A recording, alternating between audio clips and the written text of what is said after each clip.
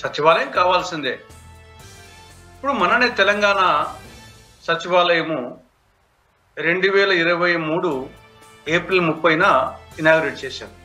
ఇటీవలనే తెలంగాణ సచివాలయం 2023లో. అది ఉన్నంతలో దేశంలోనే బ్రహ్మాండమైనటువంటి సచివాలయం. మనం టీవీలో చూస్తానే ఆ యొక్క స్ట్రక్చర్ చూస్తానే బ్రహ్మాండంగా అనిపిస్తుంది. దాని ఖర్చు ఎంత? 616 కోట్లు.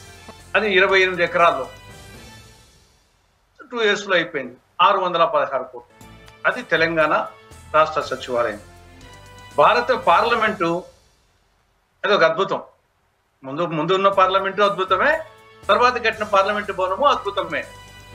పార్లమెంటు దేశానికంతా సంబంధించింది.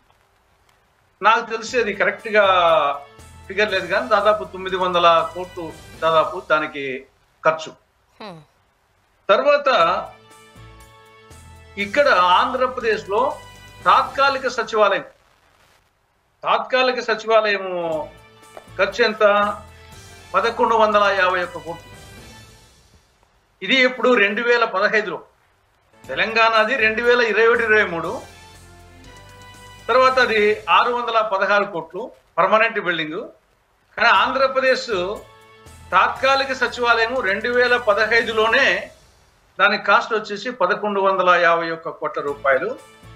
ఇప్పుడు మళ్ళా శాశ్వత సచివాలయానికి 4689 కోట్లు, 32 ఎకరాలు.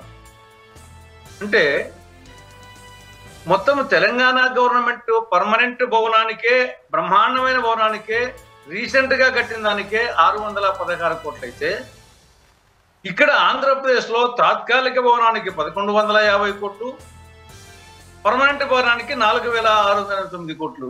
ఎవడబ్బని సొమ్ము అనేది.